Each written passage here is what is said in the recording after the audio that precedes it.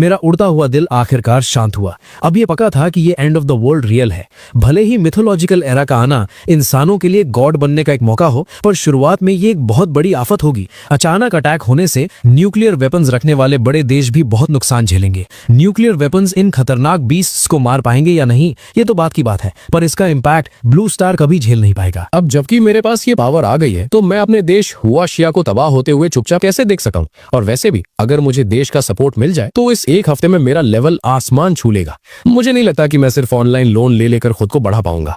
मैं एक्साइटमेंट के मारे पूरी रात सो नहीं पाया। अगली सुबह जल्दी मैं एक इंसान को ढूंढने निकल गया। वो मेरी पुरानी रियल एस्टेट कस्टमर थी और TN high city hall office की डायरेक्टर थी। सुना था कि इस औरत के पीछे अच्छा खासा बैकग्राउंड है, इसीलिए मैंने उसको कांटेक्ट करने का ठीक समझा। मेरे पास कोई रीबर्थ जैसी चीज तो थी नहीं और ना ही पिछली दुनिया की कहानी पता थी, तो मैंने सोचा इसके नेटवर्क के थ्रू बड़े लोगों से कांटेक्ट बनाऊं ताकि हम साथ मिलकर काम कर सके। पर जब मैंने कल का पूरा किस्सा लिन टोंग को बताया तो उसके चेहरे पर सिर्फ एक मजाकिया स्माइल थी। कमीने, तेरी हिम्मत कैसे हुई? एक सरकारी ऑफिसर के साथ मजाक कर रहा है? दिमाग खराब हो गया क्या तेरा? उसने तुरंत गार्ड्स को बुलाया ताकि मुझे बाहर फेंकवा सके। मुझे इस रिएक्शन से कोई हैरानी नहीं हुई। किसी को भी मेरी बात सुनकर यही लगा, डायरेक्टर लिन, मैं अपनी बात साबित कर सकता हूँ। ठीक है, मैं तुझे एक चांस देती हूँ साबित करने का। लिन टोंग ने अपने दोनों हाथ सीने पर बांधे और चेयर पर पीछे टिकर मुझे देखते हुए कहा। मैंने ऑफिस के चारों तरफ देखा, फिर साइड में रखी एक सॉलिड लकड़ी की टेबल के पास गया। मैंने लिन टोंग की आंखों में देखते हुए एकदम शांत आवाज में कहा, यह है वो पावर जो मुझे मिली है। मेरी बात पूरी भी नहीं हुई थी कि एक बड़ा धमाका हुआ। मैंने उसकी सॉलिड लकड़ी की टेबल पर बस एक थप्पड़ मारा और अगले ही पल वो पूरी टेबल चूरा चूरा होकर धूल बन गई। शायद मुझे लगा कि अपना लेवल साबित करने के लिए काफी नहीं है, तो मेरी नजर कोने में रखी सेफ पर गई। मैं आगे बढ़ा और एक सीधा पंच मारा जिससे उस लोहे के सेफ में एक बड़ा सा गड्ढा पड़ गया। अगर मुझे इस बिल्डिंग को गिराने का डर न होता तो मैं उस पूरी दीवार को ही उधेड़ देता। ये देखकर लिन टोंग की आंखें फटी की फटी रह गई और उसके चेहरे पर टेंशन के पसीने दिखने लगे। बड़े बैकग्राउंड से होने की वजह से उसको पता था कि आज की दुनिया में कुछ मार्शल आर्टिस्ट एग्जिस्ट करते हैं। उसने खुद उन लोगों को देखा था जो अकेले 10 आम लोगों को पीट कर रख देते थे, पर उनकी पावर मेरे इस लेवल के आगे कुछ नहीं थी। जब वो चुप रही तो मुझे लगा कि उसके दिमाग में अभी भी डाउट है। मैं तुरंत उसके पास गया और बोला, इस ऑफिस में मैं ठीक से पावर दिखा नहीं पाऊंगा। मेरे पास जो की और ताकत है वो इससे कहीं ज्यादा डेंजरस है। मेरी बात सुनकर लिन टोंग की सांसें तेज हो गईं। जो पावर मैंने अभी दिखाई थी वो लोगों को डराने के लिए काफी थी, पर वो सिर्फ मेरी पावर का छोटा हिस्सा था। अगर चेन शुआन के पास सच में इतनी पावर है तो इसका मतलब उसका मिथोलॉजिकल एरा के आक्रमण वाला सच भी रियल है। ये समझने के बाद लिन टोंग का चेहरा डर और सवालों से भर गया। अगर मैं तेरी बात मान भी लूं तो तेरा असली मकसद क्या है? मेरा प्लान है कि मैं देश के साथ मिलकर काम करूं। भले ही टाइम सिर्फ एक हफ्ता बचा है, पर पूरे देश की ताकत लगाकर एक हफ्ते में भी बहुत कुछ उखाड़ा जा सकता है। मेरी बात सुनकर लिन टोंग ने थोड़ा दिमाग लगाया और देर तक सोचने के बाद आखिरकार उसने अपनी डेस्क से फोन उठाया और कॉल लगा दी। भले ही उसको अपने दादाजी की असली आइडेंटिटी नहीं पता थी, पर ऐसी आफत के टाइम अपने उस रहस्यमयी दादाजी को ही कॉल मिलाना पड़ता। सारी बातें बताने के बाद लिन टोंग ने अपना फोन मेरी तरफ कर दिया। फोन से एक भारी आवाज वाले बुढ़े आदमी की आवाज आई, हेलो दोस्त चैन, तुमने जो भी कहा क्या वो 100% सच है? बिल्कुल ठीक बात। मेरी बॉडी की चेंजेस के अलावा मेरे पास और भी तरीके हैं साबित करने के, पर मुझे देश की सपोर्ट चाहिए। शाओ टोंग के अलावा क्या तुमने किसी और को ये बात बताई है? नहीं, मैं सुबह जल्दी निकल गया था। लिन टोंग काली इंसान है जिससे मैंने बात की है। दोस्त बस थोड़ा टाइम रुको, मैं अभी किसी को तुम्हें लेने भेजता हूँ। कॉल कट हुई और दूसरी तरफ लिन शुआंग का चेहरा बहुत सीरियस हो गया। वो लगभग 70 साल का होने वाला था और उसने पहली बार ऐसी अजीब बात सुनी थी, पर क्योंकि ये देश का बड़ा मैटर था, अगर 1% भी सच्चाई है तो इसे इग्नोर नहीं किया जा सकता। अगर उसकी लापरवाही से देश तबाह हो गया तो वो पूरे देश का गुनहगार बन जाएगा। ये सोचते ही उसने अपने असिस्टेंट को जोर से आवाज लगाई, गाड़ी लगाओ, ऊपर के ऑफिसर से मीटिंग करनी है। दूसरी तरफ ऑफिस में बैठे हुए मैं थोड़ा बोर हो रहा था तो मैंने अपना फोन निकाला और वापस गेम ओपन कर लिया। मेरा लेवल अभी तक 50 पर पहुंच चुका था। तभी एक और आवाज आई, कांग्रेचुलेशंस प्लेयर चेन शुआन, आपका प्रोफेशन लेवल 50 पहुंच गया है।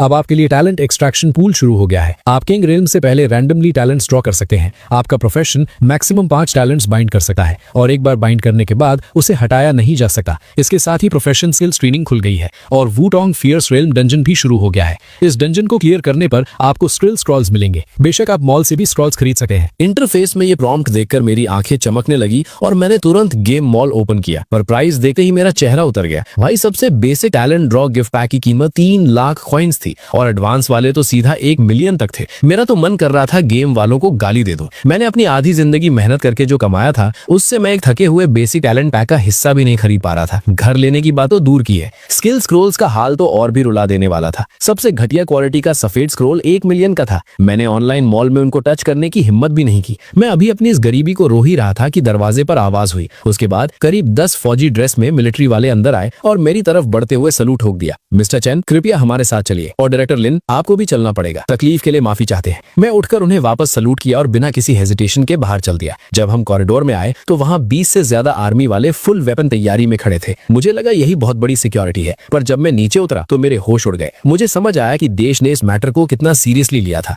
पूरे 10 से ज्यादा आर्मर्ड गाड़ियां बिल्डिंग के बाहर एक लाइन में खड़ी थीं और आसमान में 2 WZ-10 हेलीकॉप्टर्स नीचे चक्कर काट रहे थे। यहाँ तक कि आसपास की सड़कों को पूरी तरह लॉक करके पब्लिक को रोक दिया गया था। देश का ये तगड़ा रिएक्शन देकर मेरे अंदर थोड़ा डर बैठने लगा। आखिर किसी को नहीं पता था कि ये मिथोलॉजिकल एरा असल में कैसा होगा, और टाइम बहुत कम था। भले ही पूरा देश अपनी पूरी ताकत लगा दे, तब भी हर किसी को बचाना नामुमकिन होगा। उस टाइम पता नहीं कितनी भयंकर तबाही आएगी। गाड़ी में बैठते ही मैं आने वाली इस आफत को रोकने के प्लान सोचने लगा। सोचकर हंसी आती है कि कुछ दिन पहले मैं एक छोटा सा ऑफिस वर्कर था और अब मैं देश के सबसे बड़े कामों की टेंशन ले रहा था। जिंदगी सच में बहुत अजीब है। इस तरह लगभग 1 घंटा बीता और गाड़ी रुकी। एक सॉलिड बॉडी वाला आदमी हमारी तरफ आया। मिस्टर चैन, मैं ईस्टर्न मिलिट्री रीजन का कमांडर लिन जैन ये हूँ। बिना घुमाए फिरा के बात करूंगा। हम चाहते हैं कि आप कुछ टेस्ट्स में हमारा साथ दे ताकि हम आपकी बातों को कंफर्म कर सके। मुझे इसमें कुछ अजीब नहीं लगा। इतना बड़ा देश का मामला सिर्फ मेरी बातों पर तो ठीक नहीं मान सकते। उसके बाद लिन जैन ये मुझे एक बड़े से हॉल में ले गए। उस हॉल के अंदर पहले से ही ढेर सारे टेस्टिंग मशीन्स और दर्जनों रिसर्च एक्सपर्ट्स तैयार थे। लिन जैन ये ने ढेर सारे टॉप लेवल के लोगों को एक सीक्रेसी एग्रीमेंट साइन करवाया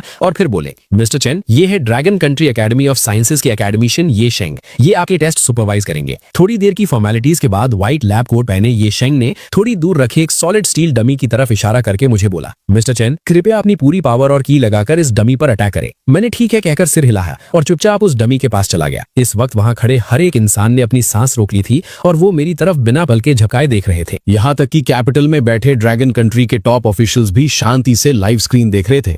अचानक एक जोर का धमाका हुआ। कान बहरे कर देने वाली आवाज के बाद जब सबने ध्यान से देखा तो उन्हें दिखा कि वो डमी मेरे एक ही अटैक से चूरा चूरा हो चुका था। यहां तक कि उसने पीछे वाली दीवार में भी एक बड़ा सा गड्ढा कर दिया था। इस पल में आकर लिन जानिए को असलियत समझ आई कि मैंने उसके ऑफिस की टेबल तोड़ते वक्त अपने पंच को कितना ज्यादा कंट्रोल करके रखा था। डेटा कैसा है? होश में आते ही ये शन ने जल्दी से पूछा। बेसिक पावर 5 टन यानी कि 5000 kg से ज्यादा है। सिर्फ इस एक लाइन ने वहां मौजूद सभी लोगों को चुप करा दिया। मैं इंसान हो ही नहीं सकता, ये ख्याल वहां सबके दिमाग में एक साथ आया। वहां जितने भी लोग थे वो सब बड़ी पोस्ट और स्टेटस वाले थे और उन सबको पता था कि एंशिएंट मार्शल आर्ट्स जैसी कोई चीज दुनिया में होती है। उनकी जानकारी के हिसाब से मैक्स की, भले ही कोई कितना भी टॉप लेवल का एंशिएंट मार्शल आर्टिस्ट क्यों ना हो, उसकी बेसिक पावर भी कभी 1 टन यानी कि 1000 kg से ज्यादा नहीं हो सकती थी। और ऐसे एंशिएंट मार्शल आर्टिस्ट्स गिनती के ही होते हैं। हर एक का पूरा रिकॉर्ड देश के पास होता है। ये टेस्टिंग पूरा 1 घंटा चली। उसके बाद मुझे लिन जियान ये एक ऑफिस में आराम करने के लिए ले गए। ऑफिस में सिर्फ मैं और लिन जियान ये थे। तुरंत उन्होंने एक एन्क्रिप्टेड लैपटॉप निकाला और मेरे सामने रख दिया। मिस्टर चैन, कमांडर्स आपसे बात करेंगे। ये सुनते ही मेरा चेहरा एकदम सीरियस हो गया। मैंने जल्दी से अपने कपड़े ठीक किए। स्क्रीन कनेक्ट हुई और उसमें मुझे वो सारे बूढ़े लोग दिखे जिन्हें मैं अक्सर टीवी पर देखता था। इन्हें सामने देखकर मैं अंदर ही अंदर फुल एक्साइट हो गया। मैंने तुरंत खड़े होकर उन्हें सल्यूट मारा। Commander sir. नंबर 1 कमांडर ने एकदम प्यार से स्माइल की। कॉमरेड चन श्वान। हेलो, टेंशन मत लो, फ्री होके बैठो। क्या तुम हमें पूरी सिचुएशन थोड़ा डिटेल में समझा सकते हो? मैं धीरे से बैठ गया और फिर मैंने शुरू से लेके एंड तक पूरी कहानी उन्हें सुना दी। कुछ देर बाद लैपटॉप से फिर से हैरानी भरी आवाजें आने लगी। यहाँ तक कि लिन जियानिए, जिसने अभी मेरी खतरनाक ताकत अपनी आंखों से देखी थी, उसकी भी आंखें फटी की फटी रह गई। तुम्हारा मतलब है कि जो पावर तुम्हें अभी मिली है वो तुम्हारी बेसिक स्टैट्स का सिर्फ एक हिस्सा यानी 10% है? एक आवाज आई। हाँ, मैंने जवाब दिया। इस 1 हफ्ते के अंदर हर दिन मुझे मेरी टोटल स्टैट्स का एक हिस्सा मिलता रहेगा। ये सुनकर सारे कमांडर्स के चेहरे थोड़े सीरियस हो गए। नंबर 1 कमांडर ने फिर से पूछा, कॉमरेड चन श्वान, मैंने सुना है कि तुम्हारे पास इस इंसिडेंट को साबित करने के और भी तरीके हैं। देश के उन बड़े लीडर्स की नजरों में मैंने जो पावर दिखाई थी वो इस बात को साबित करने के लिए काफी थी, पर क्योंकि ये पूरे देश के फ्यूचर का सवाल था, उन्हें बहुत फूंक फूंक कर कदम रखना था। सीधे शब्दों में कहूं तो उन्हें मुझसे कुछ और ज्यादा ठोस सबूत चाहिए थे ताकि उन्हें पूरी तसल्ली हो सके। आखिर एक बार उन्होंने फैसला ले लिया तो पूरा देश आने वाले कुछ ही दिनों में पूरी तरह से पलट जाएगा। इसमें लगने वाला पैसा और जो नुकसान उठाना पड़ेगा उसका कोई अंदाजा नहीं लगा सकता था। ये सब देखकर मैं भी उन ऊपर वालों की टेंशन समझ रहा था, तो मैंने तुरंत गेम का मॉल ओपन किया। कमांडर्स, गेम के अंदर सच में कुछ ऐसी चीजें हैं जो प्रूफ दे सकती हैं। बस इन गिफ्ट पैक्स का प्राइस। ये बोलते हुए मैं शर्म से अपना सिर खुजाने लगा। मेरी ये हालत देखकर वो सारे कमांडर्स हंसने लगे। वहां का वो सीरियस और भारी माहौल अचानक से थोड़ा हल्का हो गया। जियान, ये कॉमरेड चन श्वान ने देश पर भरोसा किया है तो देश भी उसे मायूस नहीं करेगा। जाओ इसका इंतजाम करो। Yes commander. लिन जियान ये ने हल्के से सिर हिलाया और तुरंत अपना फोन उठाकर एक कॉल लगाया। लिन जियान ये ने मुझसे मेरा बैंक अकाउंट नंबर तक नहीं पूछा। मैं समझ गया था कि देश ने मेरी पूरी कुंडली पहले ही निकालकर छान मारी थी। आज के दिन शायद लिन जियान ये को मेरे बारे में मुझसे ज्यादा पता था और थोड़ी ही देर में पूरे 10 लाख रुपए मेरे अकाउंट में जमा हो गए। मैंने भी बिना किसी देरी के सीधा गेम में वही गिफ्ट पैक खरीद लिया जो मैंने पहले से चुना हुआ था। अचानक से एक व्रूम की आवाज आई और मेरे सामने की हवा एकदम से मरोड़ने लगी और फिर एक बहुत ही सुंदर और पुरानी सी तलवार मेरे सामने हवा में प्रकट हो गई। ये देखकर